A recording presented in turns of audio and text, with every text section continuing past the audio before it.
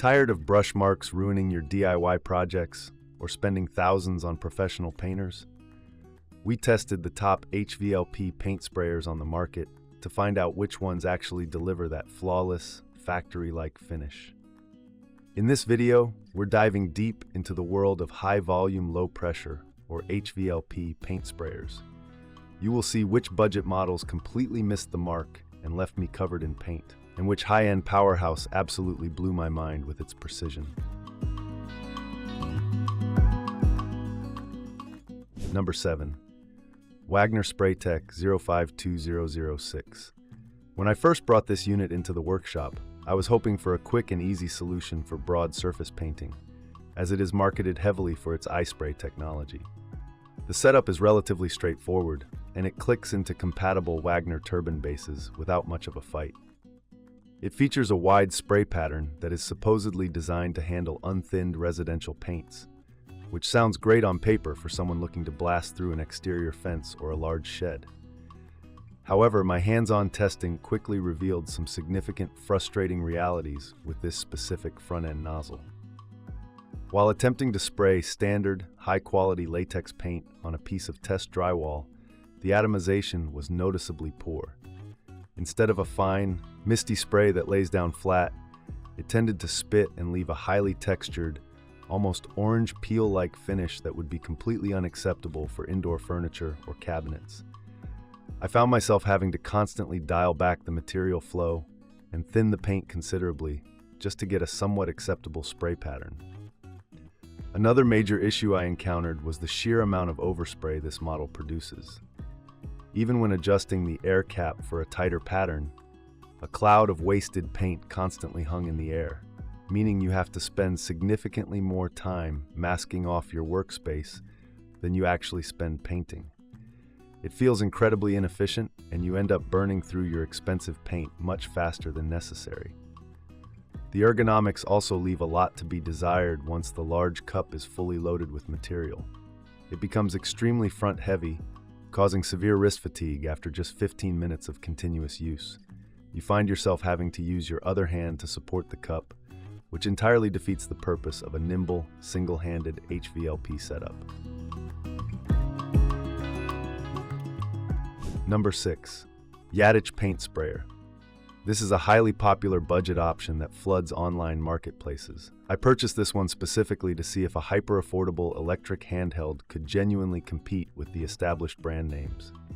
Out of the box, it boasts a nice array of accessories, including multiple copper nozzles of different sizes, and a viscosity cup, which gives the initial illusion of a highly versatile, complete painting system ready for any project. During my testing on a set of old wooden dining chairs, the cracks in its armor began to show almost immediately. The primary issue is the severely underpowered internal motor, which struggles immensely with anything thicker than water-based stain or highly thinned milk paint. When I tried to run standard interior enamel through it, even after thinning it by the recommended percentage, the motor strained audibly, and the spray pattern fluctuated wildly, leaving thick, uneven globs on the chair spindles. I also noticed some alarming heat generation during a moderate continuous painting session. After about 10 minutes of keeping the trigger depressed, the plastic handle and the main motor housing became uncomfortably warm to the touch. This heat transfer not only makes the tool uncomfortable to hold, but it also prematurely dries the paint sitting inside the nozzle, leading to frequent clogging and splattering that requires you to stop, disassemble, and clean the tip constantly. Build quality is another glaring compromise with the Yattich. The plastic threads connecting the paint canister to the main body feel incredibly thin and fragile, and I constantly worried about cross-threading or snapping them whenever I refilled the cup.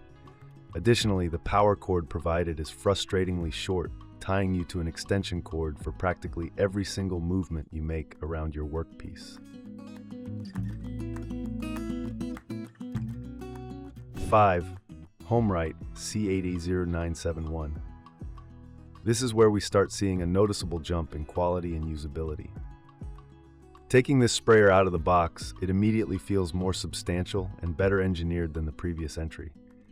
It features a robust 450 watts of power, which is a significant step up that allows it to handle a much wider variety of materials right out of the gate.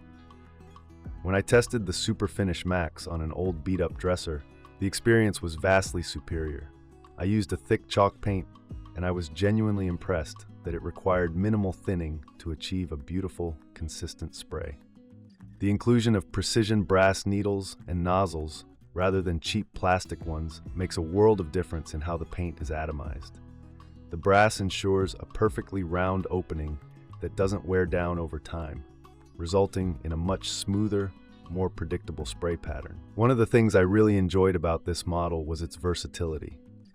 You can quickly swap between the different included tips to transition from spraying thick latex primers to laying down ultra-thin polyurethane clear coats. The volume control knob is responsive and allows you to dial in the exact amount of material you need, which is crucial when transitioning from wide flat surfaces to intricate drawer details. There is still a slight learning curve, however. Because the turbine is housed directly in the handle, it is a bit loud, and the vibration can cause some hand fatigue over extended periods.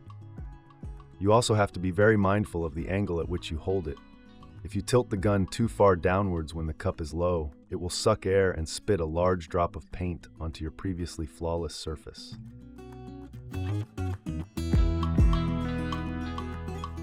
Number 4. Vonforn VF803. This is a sprayer that genuinely surprised me with its thoughtful features and solid performance. While it might not have the long-standing brand recognition of a Wagner or HomeRight, it absolutely holds its own in the mid-tier handheld category.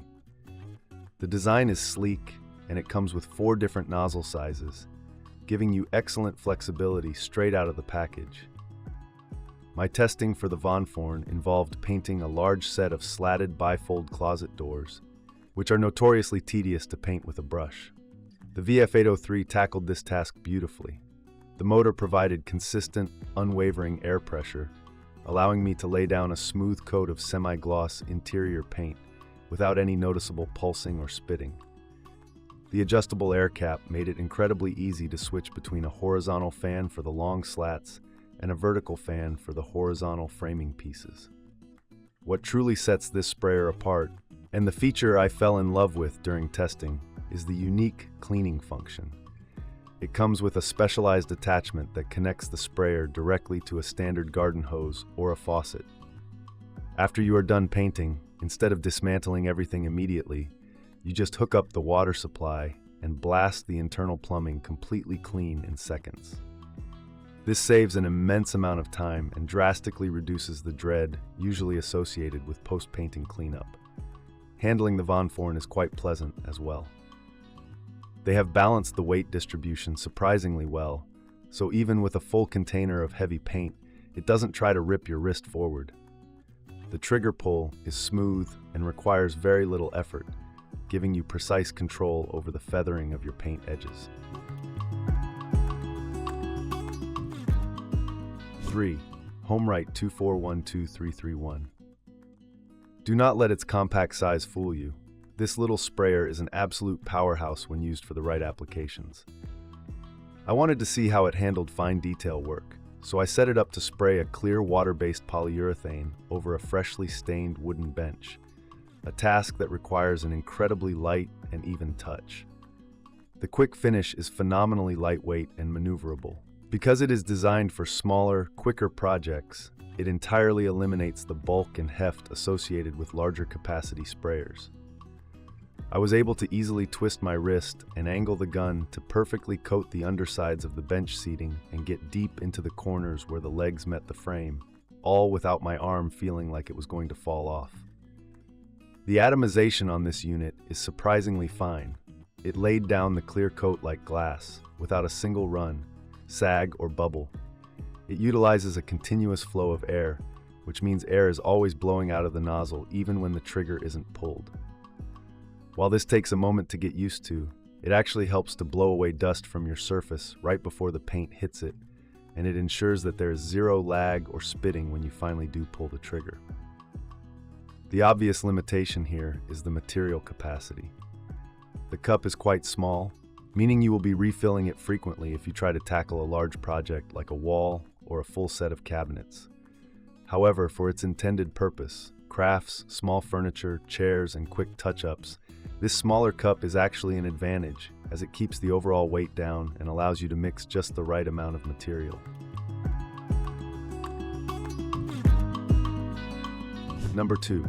Wagner Spraytech 02419-307. If you want the absolute most power you can get in a completely self-contained handheld unit, this is the sprayer you need.